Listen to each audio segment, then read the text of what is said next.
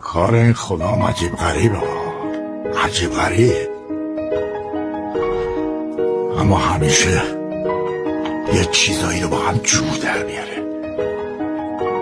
یهو تو ناف تاریکی و ظلمات یه شمع روشن میکنم، ته جهنم یهو یه پنکه میذاره برات که خنکت کنه، وسط آتیش یه گلستون سبز میکنه. اگه چشم داشته باشی و میبینی که هیچ وقت از بیخوا بون نمیباردت، ریشه کنت نمیدی،